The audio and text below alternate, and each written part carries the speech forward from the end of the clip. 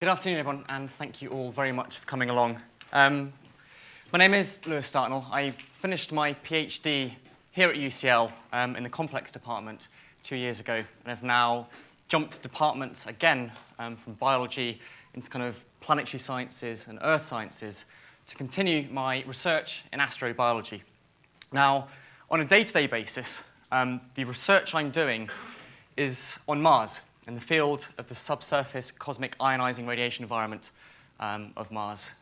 If I tell people, though, that that's what I do at a party when they ask what job I do, you very often get an odd look and they shirk away from you and leave you alone for the rest of the party. So I've learnt the hard way to describe the kind of science I do as studying the Martian death rays. Now, these Martian death rays, they're not going to be wielded by the tripods when they come to invade the Earth. It's the Martian death rays which are killing off any life on the surface of Mars, any primitive, microbial, bacterial, Martian life forms on the surface of the planet will be exposed to this constant flood of very damaging radiation particles from outer space, the so-called cosmic rays. And to look into this issue and how quickly it would kill things off, or how deep something would have to be underground to be protected from these cosmic rays, I've combined a bit of computer simulation and a bit of getting my biological hands nice and wet and dirty in a lab by studying cells. So I've written a computer model of one of these very high-energy radiation particles punching straight through the thin Martian atmosphere, which provides very little shielding, unlike our own atmosphere here on Earth, and triggering this great big shotgun blast, this cascade of secondary radiation in the top couple of meters of the Martian ground. And any astronauts we send to Mars, hopefully in the not-too-distant future, would also be exposed to this ionizing radiation environment on the surface of Mars. It's a big issue. Now, alongside the computer modeling, I put on my biological gloves and work in the lab of John Ward here at UCL, working with some bacteria I've isolated from this place. This is one of the harshest environments on the surface of the planet. It's in Antarctica, and it's one of the dry valleys. It's one of the coldest, driest environments anywhere on the planet. It has no plant life, no animal life whatsoever that can survive there. But these valleys, even though about the only water you can see is in this frozen over lake and the snow at the top of the mountains, these valleys aren't actually completely devoid of life because the bacteria there is living underground or living inside the rocks themselves to protect themselves from the harsh environment. So I've been growing up some of these extremophiles, some of these hardy life forms from Antarctica, growing them up in the labs here at UCL, blasting with gamma rays to try to get them to die again so I can work out how much radiation it takes to kill off different life forms and therefore throw some information back into the modeling and kind of repeat that cycle. What I wanted to talk about today, though, was shying a bit further away from the day-to-day science I do here at UCL into something I think is a bit more fun, slightly more speculative, but as we'll see during the talk, all of what I'm about to say is very fundamentally rooted with its foundations in hard evolutionary biology and planetary sciences. So this won't be a flight of fancy or of sci-fi imagination. So if we're going to look, as astrobiologists, if we're going to look for life on other planets, life which will be different from us, more exotic, more alien, we need to know what kinds of things we're going to go look for. What is it we're looking for on the surface of other planets or moons, other worlds in our solar system? So we can talk about different degrees of alienness. So if we send a probe to Mars, perhaps Martian life would be very, very similar to our kind of life. It'd be essentially terrestrial. It'd be based on the same kind of molecules. It would store its information in DNA, or use proteins to run all of its processes, to use them as workhorses in its cells. Or perhaps life on Mars or on other planets is slightly more exotic than us. It's built using the same building blocks. It still uses organic molecules, things like amino acids or sugars, but it puts them together in slightly different ways, or uses perhaps slightly different amino acids than what terrestrial biochemistry uses. So it's essentially the same, but different in subtle ways, in biochemical ways. Or talking about even more exotic or alien biochemistry, perhaps you could get the processes of life to run not in water as a solvent, as all life on Earth is, but on a non-water solvent, perhaps dissolved in liquid methane or something like that. And this is important if we're talking about the possibility of life on Saturn's moon Titan, where we've discovered lakes of methane and ethane on its surface. Or to go even further, and perhaps this is a bridge too far, we could perhaps speculate on life that is not based on the same fundamental chemistry as us. It's not based on organic molecules built out of backbones of carbon-carbon skeletons. But as I say, we don't seriously consider non-carbon-based chemistry as an alternative biochemistry. We can't see how any other element could be as good as sticking together and building up molecules with the complexity we need to build life, to build things like us.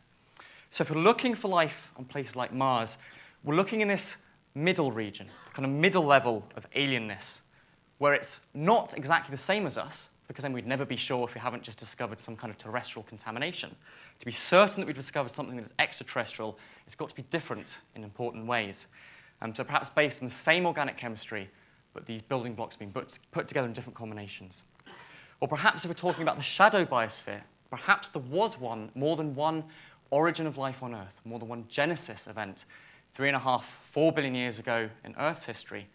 And perhaps there are other terrestrial life forms, but built in different ways on our own planet, perhaps deep in the crust or on the ocean floor, places we haven't explored yet properly.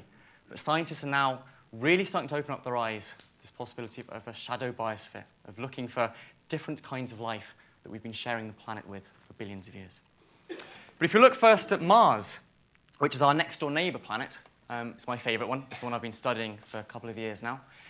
And as we heard in the introduction, I'm working on a probe, a robotic explorer called ExoMars, that we, the Europeans, will be building and launching to Mars in 2018, specifically to look for signs of life there, to start looking for some of those things I was talking about in the last slide, about organic molecules or biosignatures that life might have left behind in the rocks long after it's fallen extinct, looking for unambiguously, distinctive signs of biology rather than geochemistry or things that can have happened in the rocks without the action of life. Now, ExoMars is being, as I said, built by European scientists. And my department here at UCL, the Marlad Space Science Laboratory, is building these twin robotic cameras, the eyes of the robot, which will allow ExoMars to see in 3D as it drives around and explores the Martian surface. But most excitingly, the first time ever on a probe, we will be sending a drill aboard ExoMars to the Martian surface so it can get underground, get beneath this layer where it's been damaged by the radiation, the cosmic rays I've been looking at, or stuff thrown out by the sun, get a good arm's length underground and bring up a handful of Martian dirt back to the surface and deposit it into the main body of the spacecraft, the probe, where we can start getting at it and analyzing it with our very, very sophisticated detection and analysis instruments. Different kind of instruments we're building to look for signs of life, to look for biosignatures on Mars. So first off, if we ask what a Martian will look like, we'll be looking at its biochemistry. We'll be recognizing it by quirks of the way it runs its chemistry, or suspicious molecules, if you like, that shouldn't be there on the surface of Mars if it weren't for life. So life on Mars would be microbial and would look probably something a lot like this. In fact, some scientists, some astrobiologists, have convinced themselves that this is a photo of a fossilized Martian microbe, a Martian bacteria. This is a microscope image from inside a meteorite, a Martian meteorite, a piece of rock that's been blasted off from the planet, has flown through space and has landed on Earth to be picked up in Antarctica and studied. And for various reasons, a group of scientists think that this elongated worm-type thing is the fossil of a Martian bacteria. This is obviously incredibly contentious still, and the jury is very, very much still out as to whether that is biological or abiological. If you can explain that kind of structure and the other kinds of chemical signatures that it's associated with without having to invoke biology. But this is very much a very, very active field of science and astrobiology at the moment and research. If you go a bit further afield, beyond Mars to Europa, this is one of the icy moons of Jupiter. And we know that beneath this frozen icy shell, we can see it cracked in these enormous fissures as the moon is constantly flexed and stretched as it orbits within the intense gravitational field of Jupiter. Beneath the icy shell is an ocean of liquid water. We think that Europa hosts an ocean with more water in it than all of the seas and lakes and rivers and oceans of the whole of the Earth combined. So Europa is really the water world of our solar system, not the Earth. So if Europa and this alien ocean does provide the right kind of environment, the right kind of conditions and scenario for life to have got started and survive, some people think that perhaps even Europa offers a better chance for life than Mars. Perhaps even life that's progressed beyond primitive single-celled life, beyond bacterial life forms, into more complex multicellular life. Very, very small animals, perhaps. And we can find models for these kind of animals that might possibly be able to survive in Europa in the dark depths of our own oceans. So back in the 1970s, some scientists crammed into a deep-sea submersible, discovered fields of these hydrothermal vents, the so-called black smokers, right in the middle of the Atlantic Ocean, on the seafloor, spewing out very, very hot and mineral-rich water that has come up from deeper beneath in the Earth's crust. And these black smokers turn out to be utter oases of advanced life, of complex life, right on the bottom of the ocean where the sun does not shine, and there are no plants that can survive down there. So around these black smokers, we recognize some of these life forms. We can spot something that's obviously a fish, something that's obviously a crab, and then these weird things. And when these black smokers and these tube worms were discovered back in the 1970s, no one had seen anything like that ever before anywhere in the world. These were completely and utterly new to science. These tube worms have no mouth and they have no stomach. It was a complete mystery for several years how those things even fed to survive. So we might find, living around similar black smokers, providing a lot of chemical energy at the bottom of the European Ocean, similar critters to these tube worms we find in the dark depths of our own seas. Now, this next hardy life form I want to show you is an interesting example, but I think it's possibly about the ugliest life form on the whole of planet Earth. So put down your sandwich for a couple of seconds, because this is the methane worm. This is one ugly, ugly little bug. So these things are wee. It's only about a centimetre long, and we've zoomed in quite a lot to its awful face. These were discovered, again, right in the bottom of the ocean, this time in the Gulf of Mexico, swarming their way and burrowing in to mounds of methane clathrate ice, so water ice that's frozen and trapped methane inside the ice. And these worms weren't just tunneling into that mound to provide a burrow to live in, like an earthworm might do. These things were eating and swallowing and digesting and breaking down that methane to power themselves, to feed themselves and run their cells on. So this methane worm does not need to eat things like starch from cornflakes at breakfast like we would need to do. It does not need to eat things like preformed proteins like we would need to get from pulses or from steaks. This methane worm, without trying to put too much of a crude swing on this, can subsist entirely by eating nothing more than frozen fart gas. It is completely and utterly bizarre, and it was discovered in the depths of our own oceans only about 15 years ago. And again, we might find this kind of extreme life form at the bottom of the European Ocean if it provides the right kind of environment. And we'll only know that by going in there with probes, melting or drilling our way through the ice shell, and exploring with a robotic submarine.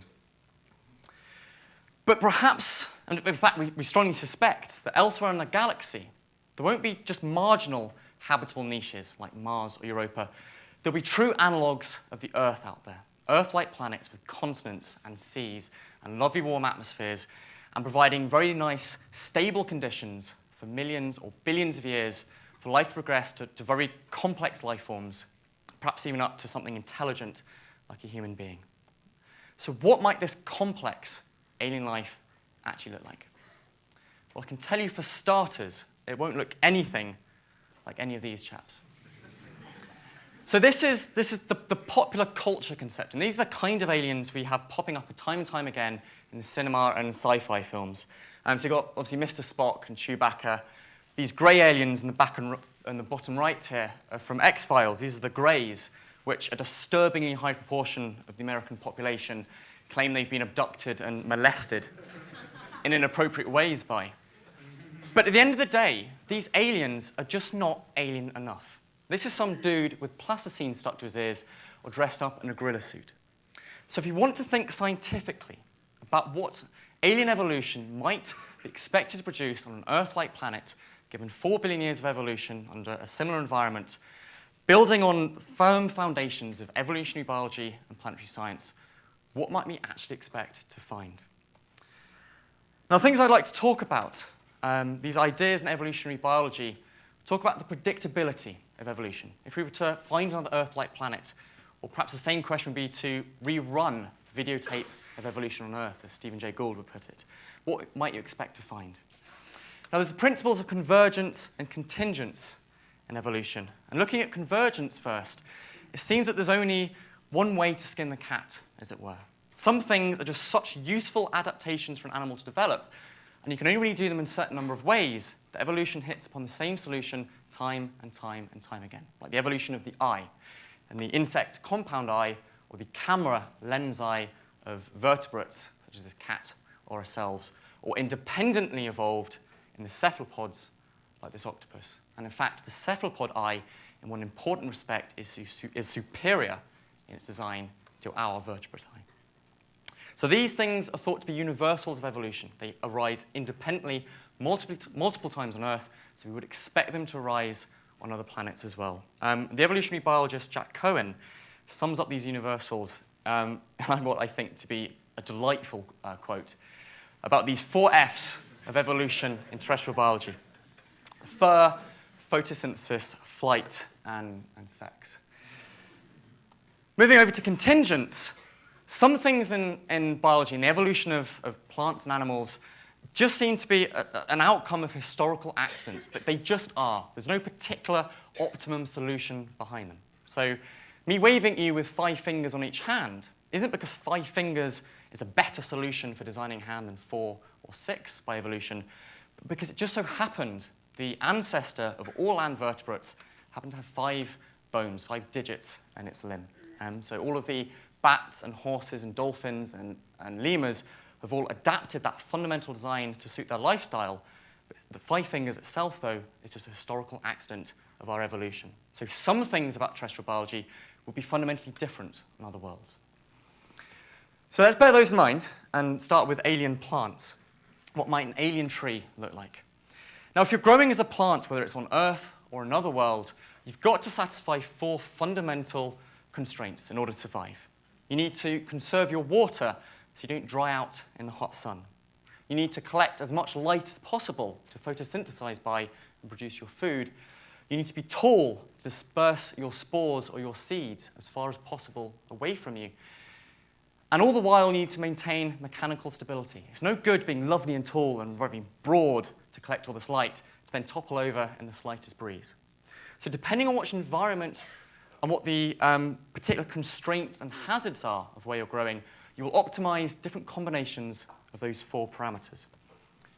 And if you run a program of artificial evolution on a computer simulating those environments and the evolution of plants, as Carl Nicholas has done, you see some uncannily familiar designs of trees popping up again and again. So if you're a cactus growing in an alien desert, you will also have very few leaves and be lovely and fat and succulent to minimize your water loss to the desert.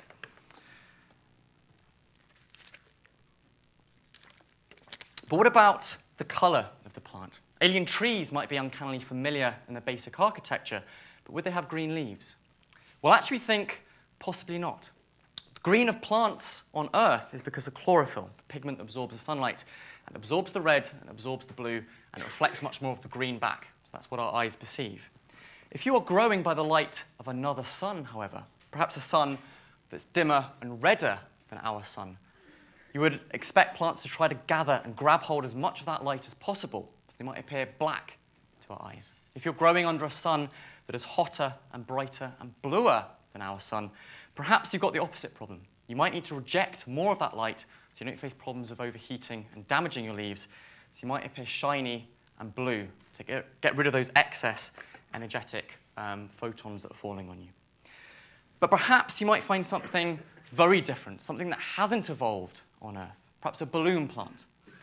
So if you're growing on a planet with stronger gravity, and you can't afford to grow with very stout trunks and big, thick branches to hold up your leaves, perhaps an alternative solution that terrestrial evolution just hasn't stumbled across because it had no necessity to, is to float up through the air, to take the hydrogen that is produced by photosynthesis as it splits water, just as it does on Earth, and pump that hydrogen into inflatable sacs, into balloons, and float up, kind of tethering yourself to the ground on a vine. So we might expect to find fundamentally different designs and solutions on other planets. What about the animals? Now let's take the human body plan as our exemplar, as our model of what might be the universal features of land animal design, and what might be the contingent features, what might be quirks of our own evolutionary history that would be different were that evolution to run on another Earth-like planet. So a lot of features of the human body plan, of terrestrial vertebrates in general, are thought to be universal. So things like sense organs like eyes or ears are good ways of not being eaten or to finding stuff to eat yourself. You would want to be able to process all of that information, all of that data being gathered about your environment by your sense organs and process them and decide what behavior would be most appropriate to not get yourself eaten. So you'd have some kind of brain that would be very close to your sense organs at the front of your body, i.e. some kind of a head. Heads would be universal no matter what planet you're looking at. Things like guts are very efficient ways of extracting nutrients from your food. Things like lungs are vital for extracting energy out of the air so you can extract the oxygen out of the air so you can extract the energy out of your food. You would need something like a heart to pump that oxygen and pump those nutrients to all of the cells in your body. We're nothing more than massive colonies of hundreds of trillions of cells all stuck together and needing to be supplied internally from a kind of road network, if you like. And you would need to have something like a skeleton, perhaps an ini, like vertebrates, or an outie skeleton, like crabs or insects. But you need to have some kind of structural support. So at least in the broad brushstrokes, we'd expect to find alien animals to be pretty darn recognizable. They'd be very familiar to us in their evolutionary design. But other things, other aspects of the human body plan are thought to be contingent. I've already spoken about the 5 fingers, and also our 4 limbs, our 2 arms and 2 legs, are just one of those historical quirks, we think. It just so happens that the ancestor of all land vertebrates happened to have 2 pairs of lobed fins, which were then adapted into limbs for walking on the land, and not 3 pairs of lobed fins. But that could just as easily happen on another planet to produce gazelles with 6 limbs. And they could readapt their front limbs for new purposes because they can still run around with their forelegs. Life in the seas, again, is going to be constrained by exactly the same laws of physics and exactly the same principles of good engineering design as the aquatic animals on Earth. And again, this is a very, very good example of convergence in terrestrial evolution. These very, very disparate organisms or animals in our seas, these have very different evolutionary roots, have all evolved to look essentially the same. From fish to these extinct reptiles to squid or other cephalopods to mammals which have recolonized the seas, like this humpback whale, or birds which have recolonized the seas, like these penguins here. They've all evolved to be streamlined and to propel themselves through the water with big flippers. And again, for those reasons, we'd expect alien fish, or alien whales, to have a very, very similar streamlined design, obviously. But again, perhaps there'd be something quirky about an alien fish, a solution to a survival problem like propelling yourself through the water that hasn't been hit upon by terrestrial evolution for whatever reason. Perhaps alien sharks could propel themselves through the water not by flapping a tail, but by using jet propulsion. Now, this isn't all that crazy a speculation at all, because jet propulsion is, of course, used by terrestrial aquatic organisms. Squid can contract their outer mantle and squirt out a pulse of water as they jet forward in little squirts. But could you do that continuously? Could you sustain a thrust like a jet fighter could, and so push yourself through the water? Well, it turns out that probably you can by using a process of peristalsis, where a tube running through the middle of your fish contracts in a series of muscular rings, forcing water from the front to the back, in exactly the same way that every time you swallow, you force your food down your throat and through your gut. It's a readaptation of the same principle that could be used in a novel way with evolution running with a blank slate on another world. And obviously, flight is one of our 4 Fs. It's a very, very good way of escaping predators or finding food for yourself. And birds are very, very common in the skies of the Earth. Although, obviously, the astute of you will have noticed that these aren't birds at all. These animals here are as far removed from birds as we are. These are bats. And the bats, through convergent evolution, look indistinguishably similar or the same design as birds in the skies. So convergence for flight would again operate by exactly the same principles of power-to-weight ratios or aerodynamics in the skies of another world, so you might find alien flyers like this.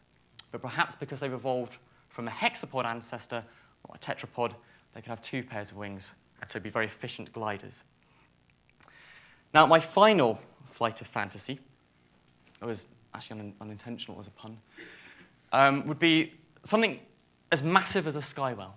On a planet, on a super Earth, with a larger bulk and more gravity than the Earth, it would actually, paradoxically, become easier to fly, not more difficult. Because although your weight would be increasing under extra gravity, the density of the air around you would increase more quickly, so your wings could generate more lift to lift you up into the skies. So perhaps on a super Earth, we could find some truly big things soaring above our heads. Something with the weight or the mass of an elephant, a sky whale soaring through the clouds and perhaps filtering out things like plankton that are held up and held aloft in the thick, soupy air of a super Earth, more massive planet. Now, for the last 5-10 minutes, I want to show you why what we've been talking about is far more than just a little bit of fun speculation about what evolutionary biology and planetary science tells us life evolving on another planet might be like. Why this is actually meaningful and a very, very useful and crucial thought process a Gedenken to be going through at this time in astrobiology. And this is the reason. Kepler. Oh, come on. Space telescope we launched last year above the disruptive influence of the Earth's atmosphere to stare at a particular region of space where lots and lots of stars are packed together. So this is where we are right now, in these gorgeous spiral arms of our whirlpool of a galaxy, the Milky Way. That's where we are in UCL right now. Kepler will be looking back forwards, back through the spiral arm of our galaxy, where there's lots of stars packed together in the same place. This is what the spiral arm looks like from our vantage point, and that's Kepler's field of view. We'll be monitoring 100,000 stars simultaneously for 3 years without taking a break, looking for when some of those stars blink back at it. Because if a star blinks back at you, it's a very, very good chance it's because a planet has just orbited across its face and blocked out some of that starlight. So you can use this transit method as a very, very effective way, very efficient way of discovering planets orbiting distant stars in our galaxy. And so far, using that and other methods, we now know of over 400 other planets orbiting distant stars in our galaxy. Kepler is expected to discover hundreds and hundreds more over the next 3 years. But most excitingly for astrobiology, Kepler is fully expected to discover a very, very special kind of other planet in our neck of the woods in our galaxy, a second Earth, an Earth-mass planet orbiting a sun-like star with an orbital period of exactly 1 year. It orbits just the right distance, the same distance that we orbit from our sun, so it gets the right amount of warmth from its star, from its sun, for liquid water, for seas and oceans on its surface, perhaps for continents, a lovely deep atmosphere, and the best possible chances for life to have got started and then progress beyond primitive bacteria to perhaps even complex animals and plants. But beyond even discovering this second Earth in the next 3 years, within 20 years, the next generation of space telescopes will be able to read the chemistry of that planet's atmosphere. We'll be able to take a spectrum of the light coming from that planet, split it apart, and look for the fingerprints of different gases in its atmosphere. So we'll be able to see things like carbon dioxide or water vapor or evidence of life there, things like methane and oxygen gas in the atmosphere of another Earth-like planet. But to be able to properly interpret those results, to be able to look for perhaps the light coming off vegetation on the continents of another Earth-like world in the near future, we need to think carefully about how that life would be similar to us, but more importantly, how it might be different, how it might be exotic, and how it would be alien, evolving on another Earth. Would the plants be green? Would we be looking for that kind of signature in the reflected light from a planet? Would it be red-leaved? Would it be blue-leaved or black-leaved? We need to be thinking about alien evolution so we can get the first unambiguous detection of extraterrestrial life. And everyone is, astrobiologists are wholly optimistic that this will happen with their own lifetimes. Possibly primitive life on Mars, with the ExoMars probe that I'm working on, or further afield in our galaxy with astronomers and our space telescopes. That's all I had to tell you about in this whirlwind tour of astrobiology and alien evolution. I just wanted to make one quick shout out that if you're interested in all this kind of stuff, there is a conference here in London in April at Royal Holloway, being organised by the Astrobiology Society of Britain. So you can come along and listen to the state of the art, what we know about life on Earth, how it's evolved here, and how we would find it on other planets and moons in our solar system or further afield. And one final shameless plug for a most excellent book called Life in the Universe, A Beginner's Guide. You can walk across the road and pick it up from the shelves of Waterstones, or you can order it off Amazon for much less money.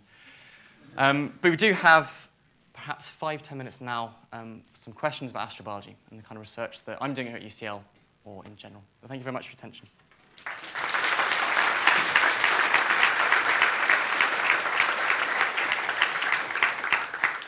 Thank you so much, Lewis, for such a fantastic talk. As you said, we do have some time for questions. If you are called upon, if you could wait for either myself or for Zoe to reach through the microphone so we can all hear you and the cameras can hear you.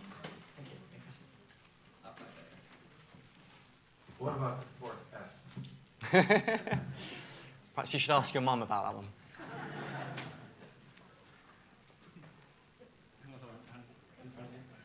Can you say anything about the search for... Yeah, there's an attempt to drill down underneath the Antarctic ice sheet into Lake Vostok. How's that going, and what are the precautions against contaminating what's down there? So one of the problems with Europa and finding life there is that the ocean there would be sealed over by ice. It's isolated from space or from any kind of atmosphere. And this might pose very serious problems for life in the European Ocean. It doesn't have a through flow of nutrients or other chemicals. It might not have a good source of oxidants or oxygen that can react with to power itself. Now, we know of similar environments on Earth that, again, we can go to study and see what kind of survival solutions terrestrial life has found for that particular environment. And Lake Vostok in Antarctica, which is a subsurface lake. It's a lake of fresh water, kilometers deep under the ice sheets of Antarctica, which has been completely sealed from the rest of the world, the rest of the biosphere, for millions and millions of years. And we're very keen to get into Antarctica, so get into the Lake Vostok and see what's there, sample it biologically, see how they survive, see what the environment's like. On the other hand, it's kind of the last thing you want to do unless you're absolutely certain you can do it properly and not contaminate it with stuff from above or with lubricating oil from your drilling shank. So although we're keen to do it, and people are trying to push forward, I think rightly there's been a lot of kind of caution and people trying to apply the brakes a bit to hold back and make sure when we do it, the only time that we can do it, once you've done it, you've possibly ruined it forever, to make sure we do it right first time. Thank you.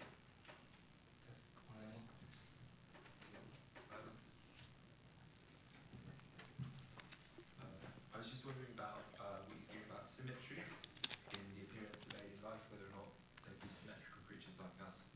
Sure. This is a really interesting question, that there are creatures on Earth which don't have bilateral symmetry. They don't have a left side and a right side like us and all other vertebrates and other clades of life as well. We have radially symmetric organisms like jellyfish. They're kind of symmetrical around a spinning axis through the top of them. So you would presumably expect similar kinds of radially symmetric life forms on other planets as well. What seems to be the case, and this is more a hunch from looking at Earth life than any kind of real explanation we can come up with, that you might be limited in how complex you can become if you have radial symmetry and not bilateral symmetry. That you have to kind of start repeating everything, and you don't have as great genetic control over your development to start developing complex sense organs and limbs that higher organisms such as ourselves would have. I don't think I've answered your question. I think it's a very difficult one to answer.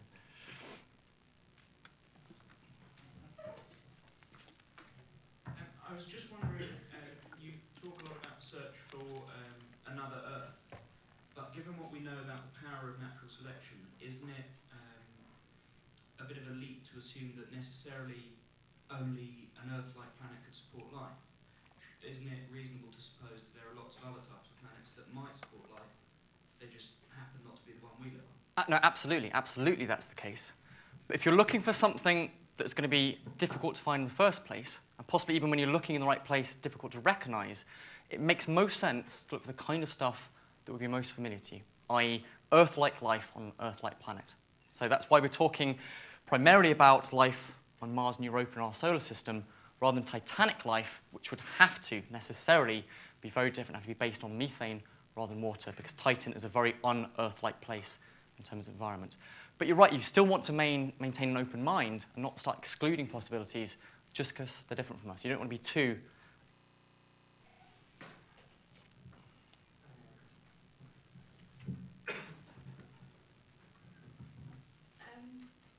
I imagine when you tell people you're an astrobiologist, they sometimes think you're a bit of a nutter and maybe one of the X-File freaks and not a serious scientist.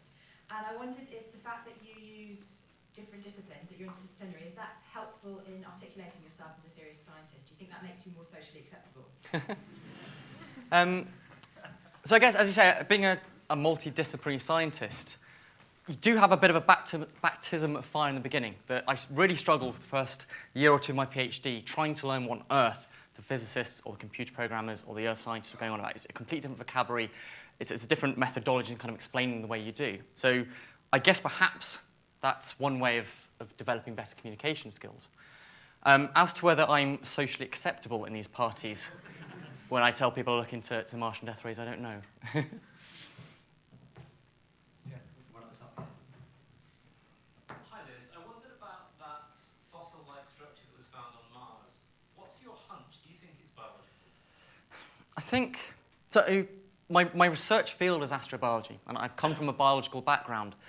But still, I think this whole argument, this whole debate, and this is what newspapers struggle, and I think understandably struggle to get across in newspaper articles, is the incredible intricacies and arcana in the debate over results like this. That the lines of evidence have been put forward. There's probably only several labs in the world which could repeat those experiments and have the background expertise and knowledge to interpret them properly. So one group says, we found X, and it must mean this. That's the only interpretation. We've excluded everything else.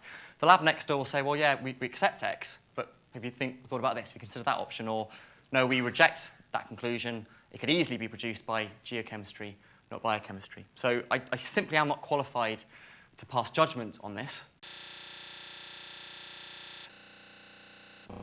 And the debate has progressed a bit, and there seems to be some kind of consensus coming out of the community. But for the moment, the consensus seems to be falling on the side that it's not Martian life. The evidence we have so far is not conclusive that this worm-like wiggle is a bacterium and not just some squirt of rock. Thank you. I think we have time for one more question.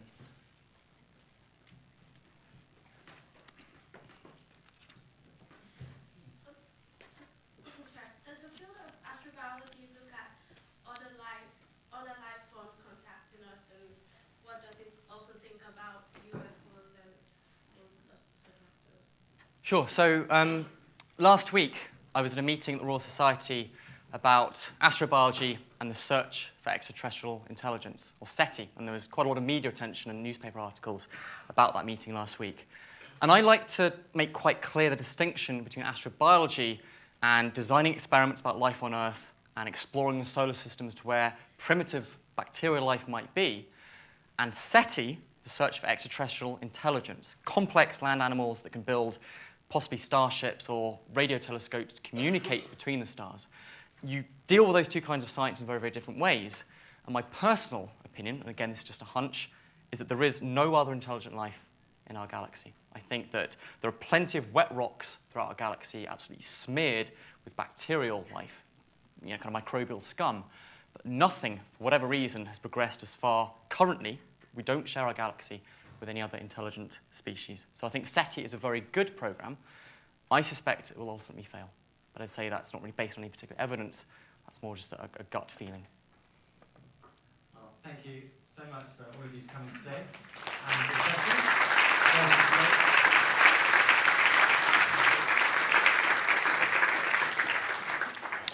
And you all have, I think, this attendance and evaluation forms to be very grateful.